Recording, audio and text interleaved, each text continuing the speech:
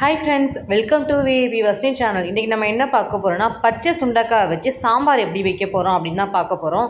வீடியோஸை ஸ்கிப் பண்ணாமல் லாஸ்ட் வரைக்கும் பாருங்கள். அப்போ தான் நான் எப்படி சாம்பார் வைக்கிறேன் உங்களுக்கு தெரியும். அப்படியே சப்ஸ்கிரைப் பண்ணாத கொஞ்சம் சப்ஸ்கிரைப் பண்ணிக்கோங்க. பக்கத்தில் இருக்க பெல் ஐக்கானை கிளிக் பண்ணிட்டீங்கன்னா நான் போகிற வீடியோஸ் எல்லாமே வந்து சேரும். வாங்க வீடியோஸ்குள்ளே போகலாம். பச்சை சுண்டைக்காயில் காம்பு நிறைய இருக்கும். அந்த காம்பெல்லாம் ஒவ்வொன்றா நான் எடுத்து போட்டுட்டு அந்த காயை மட்டும் நான் இன்றைக்கி நான் கழுவி எடுத்து வச்சுருக்கேன். பச்சை சுண்டைக்காய் கொஞ்சம், அப்புறம் காரத்துக்கு ஏற்ற பச்சை மிளகா, சாம்பாருக்கு தேவையான துவரம்பருப்பு, கொஞ்சம் பூண்டு நசுக்கி வச்சுருக்கேன். அப்புறம் ஒரு வெங்காயம், ஒரு தக்காளி, தேவையான உப்பு, கருவேப்பிலை, கொத்தமல்லி, சாம்பார் பருப்பு வேக வைக்கும் போது சீரகம், பெருங்காயம், மஞ்சள் பொடி 1/2 டீஸ்பூன் இதெல்லாம் நம்ம போட போகிறோம். நாம் இன்றைக்கி குக்கரில் தான் பருப்பை போட்டு வேக வைக்க போகிறோம். ஃபஸ்ட் குக்கரை எடுத்துக்குவோம்.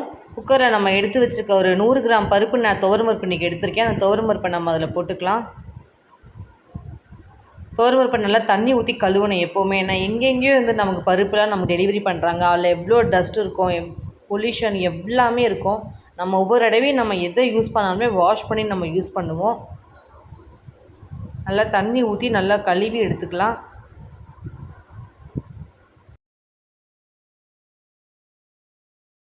துவரம்பருப்பை நல்லா கழுவியாச்சு. இப்போ நம்ம பருப்புக்குள்ளே போட வேண்டிய பொருளெல்லாம், தேவையான பொருளெல்லாம் ஒன்று ஒன்றா போட ஆரம்பிச்சிடலாம். ஃபஸ்ட்டு பருப்பு வேகிறதுக்கு தண்ணி ஊற்றிக்கலாம். நல்லா ஒரு கிளாஸில் 2 கிளாஸ் அந்த அளவுக்கு பருப்பு ஈக்குவலாக இருக்கிற மாதிரி கொஞ்சம் தண்ணி ஊற்றிக்கலாம்.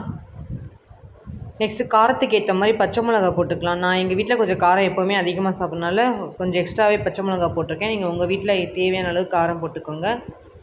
அப்புறம் ஒரு தக்காளி நம்ம நறுக்கி வச்சுருக்கேன். அந்த தக்காளி நம்ம அதில் சேர்த்துக்கலாம்.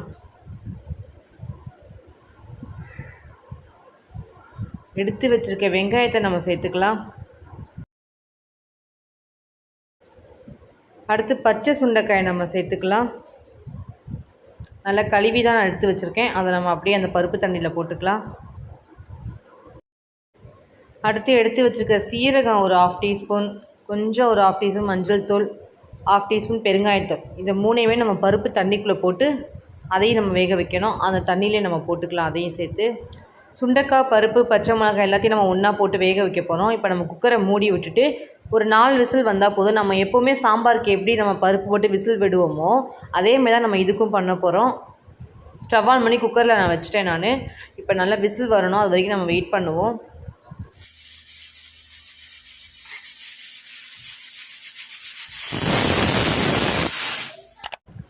நல்லா விசில் வந்துருச்சு. இதே மாதிரி ஒரு 4-5 விசில் வரணும். அப்போ தான் நல்ல பருப்பு நமக்கு சுண்டைக்காய் வேகும். நம்ம காரக்குழம்புலாம் வச்சு சாப்பிட்டா சுண்டைக்காய் தூக்கி நம்ம ஓரமாக வச்சு போட்டுருவோம். ஆனால் இதில் நம்ம அப்படி பண்ண முடியாது. நம்ம பருப்போட பருப்பு நம்ம மிக்ஸ் பண்ணிடுறோம் நம்ம. அதனால் நல்லாயிருக்கும், சாப்பிட்றதுக்கு நல்லா டேஸ்ட்டாக நல்லா காரமாகவும் நல்லாயிருக்கும். விசிலெல்லாம் போயிடுச்சு. இப்போ கொஞ்ச நேரம் குக்கரை நம்ம ஓப்பன் பண்ணிடலாம். ஓப்பன் பண்ணி பார்த்துட்டு நல்லா வெந்திருக்கு பாருங்களேன். அந்த பருப்பு, அந்த சுண்டைக்காய், பச்சை மிளகா எல்லாமே நல்லா குக்காக இருக்குது. இந்த சுண்டைக்காயை நம்ம ஒரு பருப்பு சட்டியில் போட்டு நல்லா நம்ம கடையணும். கீரை கடைஞ்ச நான் ஆல்ரெடி வீடியோஸ் போட்டிருக்கேன். அதே மாதிரி இதையும் நம்ம கடைய போகிறோம். ஸோ ஃபஸ்ட்டு இந்த பருப்பில் இருக்கிற தண்ணியெல்லாம் இருத்துக்கிட்டால் தான் நம்ம கடைய ஈஸியாக இருக்கும். அந்த தண்ணி இருத்துக்கலாம். குக்கரை ஒரு கையில் பிடிச்சி கரண்டி அப்படியே நம்ம பிடிச்சிட்டு நம்ம அந்த தண்ணியெல்லாம் இருத்தினா ஈஸியாக வந்துடும். ஆனால் காய் மேக்ஸிமம் சுண்டைக்காயெல்லாம் அதில் போகக்கூடாது. நம்ம கடைய போகிறோம், அதனால் அதில் வேண்டாம் நமக்கு. அதனால் நம்ம ஒரு சுண்டைக்காய் கூட போகாமல் நம்ம எடுத்துப்போம். சப்போஸ் உள்ளே விழுந்தாலும் கரண்டி வச்சு நம்ம உள்ளே வச்சு எடுத்துக்கலாம். தண்ணி ஃபுல்லாக நம்ம இருத்தாச்சு. தண்ணி ஃபுல்லாக இருத்து வச்சுருக்கேன். இப்போ பருப்பு சட்டி எடுத்துருவோம். மிக்சிலெலாம் கடைஞ்சால் நல்லா இருக்காது சாம்பார். நான் எப்போவுமே ட்ரெடிஷ்னலாக தான் இருப்பேன். எது கடைஞ்சாலுமே அந்த ப்ராப்பராக அந்த மண் சட்டியில் தான் நான் கடைவேன். ஸோ அதே மாதிரி உங்களுக்கு இன்றைக்கி எப்படி கடையிறேன்னு நான் செஞ்சு காமிக்கிறேன் பாருங்கள். இப்போ நம்ம அதை எடுத்து வச்சுக்க அந்த பருப்பு, அந்த சுண்டைக்காய் எல்லாத்தையும் நம்ம அந்த சட்டியில் போட்டுருவோம். போட்டுட்டு இப்போ எப்போ கடைய ஆரம்பிச்சாலும் நம்ம உப்பு போட்டு தான் நம்ம கடையணும். கல் உப்பு தான் போடணும். அதுவுமே அந்த கல் உப்பு போட்டால் நல்லா முறுக்கு நல்லா கடையும் வரும். அதனால் நல்லா கல் உப்பு கொஞ்சம் அள்ளி போட்டுக்கலாம்.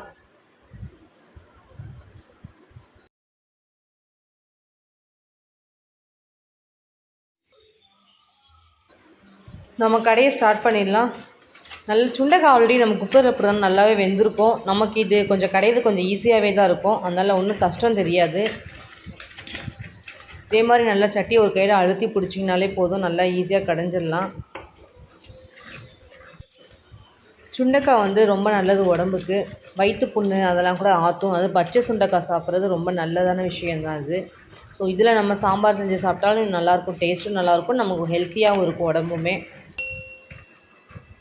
ஸோ அந்த சுண்டக்காய் ஃபுல்லாக நல்லா இதே மாதிரியே நல்லா கடைஞ்சி விட்டுறணும். அந்த காய் ஒன்று கூட தெரியக்கூடாது, நல்லா நச்சுக்கி விட்டுறணும். இந்த சாம்பார் நம்ம கொதிக்கலாம் விட மாட்டோம், நம்ம அப்படியே கடைஞ்சி விட்டு தாளித்து கொட்ட வேண்டியதுதான், அவ்வளோதான் நமக்கு. சாம்பாரை நல்லா கடைஞ்சிட்டேன். பார்த்திங்கன்னா நம்ம பருப்பு தண்ணி எடுத்து வச்சுருக்கோம்ல, அந்த தண்ணி எடுத்து நம்ம அந்த சாம்பாரில் ஊற்றிக்கலாம்.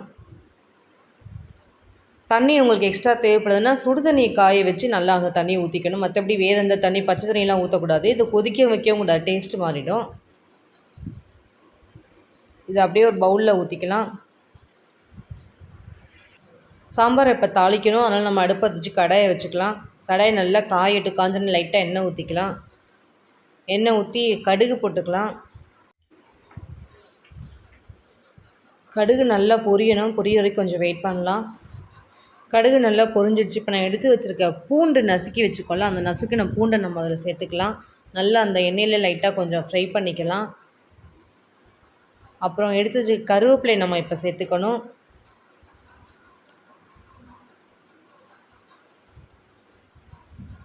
கரண்டியை வச்சு நல்லா ரெண்டையுமே மிக்ஸ் பண்ணிக்கலாம்.